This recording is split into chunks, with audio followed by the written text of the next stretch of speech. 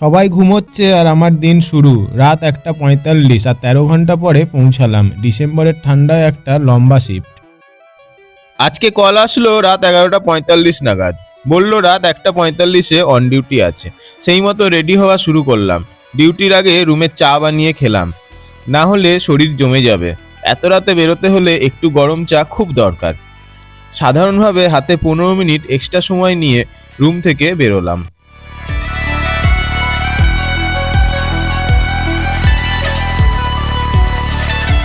Scooty নিয়ে বেরিয়ে পড়লাম রাস্তার দিকে। রাস্তাঘাট একদম ফাঁকা, একটা প্রাণী পর্যন্ত নেই। এই সময় স্টেশনের দিকে যাওয়ার আলাদা একটা অনুভূতি থাকে, শান্ত, ঠান্ডা আর একেবারে নির্জন।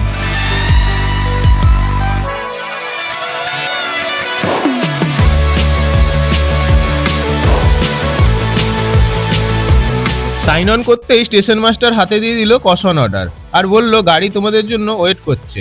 আমি আর লোকো পাইলট যাচ্ছি চার্জ নিতে। সমস্ত লাইট দেখে নিলাম, গাড়ির সমস্ত কিছু চেক করে নিলাম আর ওয়েট করতে থাকলাম সিগন্যালের জন্য।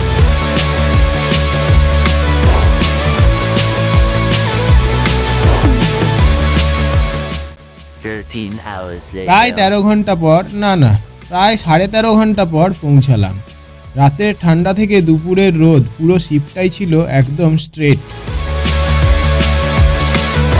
এইমাত্র সাইন অফ করলাম, এখন সাইন অফ করে যাচ্ছি রানিং রুমের দিকে। রানিং রুমে তারপরে রেস্ট নিয়ে আবার টিও হবে, দিয়ে আবার এখান থেকে কাজ করে হেডকোয়ার্টারের দিকে ফেরত যাব। কেমন লাগলো আজকের মিনি ব্লগ কমেন্ট করে জানিও।